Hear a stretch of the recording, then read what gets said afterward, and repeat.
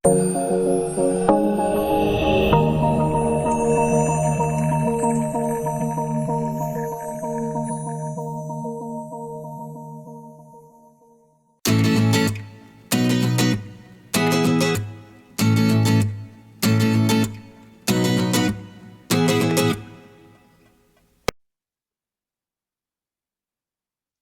kita lanjutkan materinya. Ini masalah tentang kombinasi linear.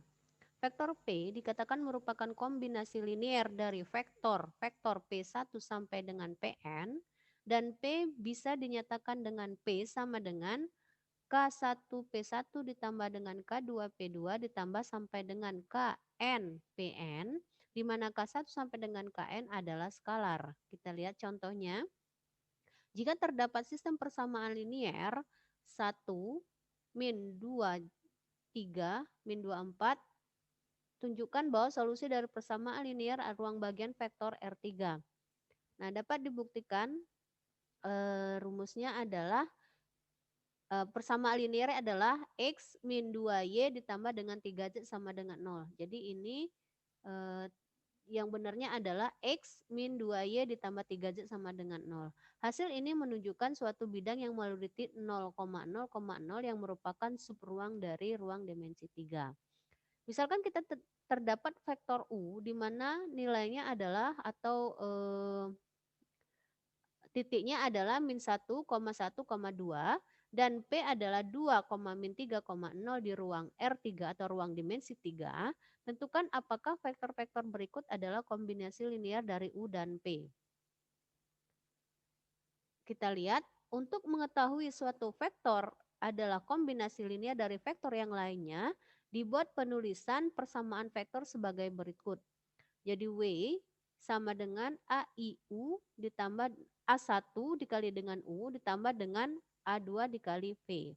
Jadi min 4 sama dengan min A dikali A1 ditambah dengan 2 A2. Jadi 5 sama dengan A1 min 3 A2 atau 4 sama dengan 2 A1. Jadi A1 sama dengan 2 dan A2 sama dengan min 1. Nah, jika S merupakan himpunan vektor dalam ruang vektor P, maka ruang bagian W dan P yang memuat semua kombinasi linear dari vektor yang ada di S disebut dengan space span atau dari dalam hal ini V1 sama dengan R dinyatakan dengan P1 sampai dengan PR adalah span W atau biasa tulis dengan notasi W span S atau W sama dengan span P. Kita lihat contohnya. Tentukan apakah P1 min 2, 1, 2 dan P2, 0, 1, 3 dan P3 sama dengan min 1, 0, 1 span dari ruang vektor R3, maka kita ambil R3 adalah kombinasi linear dari P1, P2, dan P3. Maka misalkan kita punya vektor A sama dengan A1, A2, dan A3 di ruang vektor dimensi 3, maka A dapat dituliskan sebagai kombinasi linear dari P1, P2, dan P3. Atau A1, A2, A3 sama dengan K1 dikurang dengan 2, 1, 2 ditambah dengan K2, 0, 1, 3 dan K3 sama dengan min 1, 0, 1 atau A1, A2, A3 sama dengan min 20 dikurang dengan K1, K2, dan K3.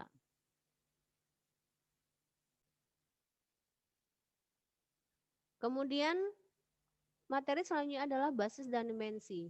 Basis adalah suatu ukuran tertentu yang menyatakan komponen dari suatu vektor. Dimensi biasanya dihubungkan dengan ruang. Misalkan garis adalah ruang dengan dimensi 1, bidang adalah ruang dimensi 2, dan seterusnya. Basis dari suatu vektor tidak harus tunggal tetapi bisa lebih dari satu. Definisi basis secara umum adalah jika P adalah ruang vektor dan S memuat P1 sampai dengan Pn adalah ruang vektor di dalam V, maka S disebut sebagai basis dari ruang vektor V jika dua syarat berikut terpenuhi. Yang pertama adalah S saling bebas linear dan yang kedua adalah S span dari P. Ada dua macam basis yang dikenal, yaitu basis standar dan basis tidak standar. Nah, kita lihat gambar dari presentasi gambarnya. Jadi sumbu saling tegak lurus dan sumbu tidak saling tegak lurus. Perlu diingat, representasi basis itu unik. Jika mempunyai vektor basis P1 sampai dengan Pn, maka sembarang vektor yang memiliki basis tersebut P sama dengan A1 dikali P1 ditambah dengan A2 kali P2 ditambah dengan sampai dengan AN dikali Pn mempunyai nilai A1 sampai dengan AN yang unik hanya memiliki satu kemungkinan. Ruang vektor V yang bukan nol disebut dimensi terbatas atau finite dimensional, yaitu mengandung kumpulan vektor yang membentuk baris P1 sampai dengan Pn.